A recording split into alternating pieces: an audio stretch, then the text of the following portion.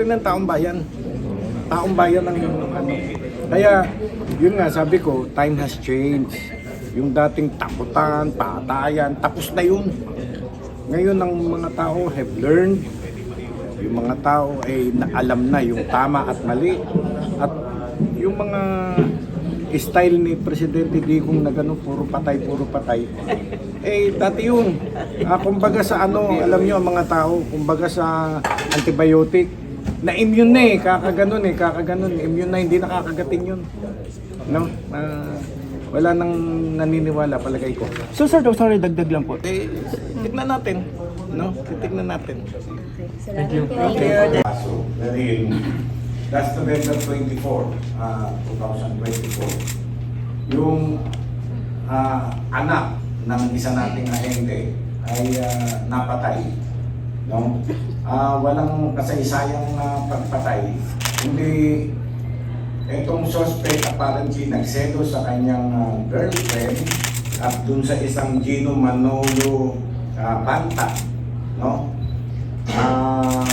Inabangan niya at nung makita yung tatlo magkakasama, ang target niya talaga ay itong si Castillo Banta, si Gino Manolo. Nadamay lamang nitong anak ng ating ahente na graduating na ng law at that time. He is only 27 years old. So napatay niya, hindi naman na puruhan yung talagang target niya na si Gino Manolo Castillo Banta. So I immediately ordered a all-out operation to get him. No? Lahat ng aking operatives sa Region 1 and sa Cordillera, tinatrabaho ko, kailangan makuha ito para mabigyan ng justisya yung pagkamatay ng ni Yuke. Marami. Carpeso, yung sa Region 1, si Attorney Moises, Paul Moises, at saka yung mga other teams from the PID, NBI Pampanga. Despite of the fact na magamit yung mga gadgets, hindi mag-i-stay sa isang lugar yan, laging lumipat-lipat.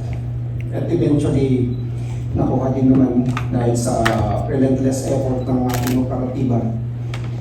At sana ito ay mabigyan ng hustisya yung pagkamatay ng bata. At hindi ako may family.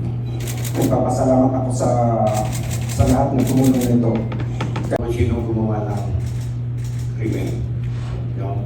Sa yun namang feeling ng isang ama na nawala ng anak, 27 years old, single, kagagraduate lang ng law, ay dapat mag-NBI agent din yan.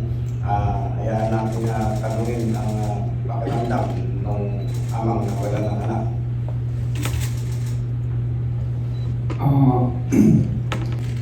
Natutuwa sa ganyan, di ba? Kaya masakit. Kaya lang, siguro, it's better na ma-searching ng justice. At kung yung sinasabi nyo na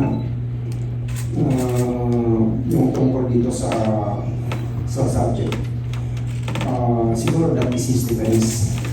But there are witnesses na napunan ng mga salaysay na contrary doon sa sinasabi niya.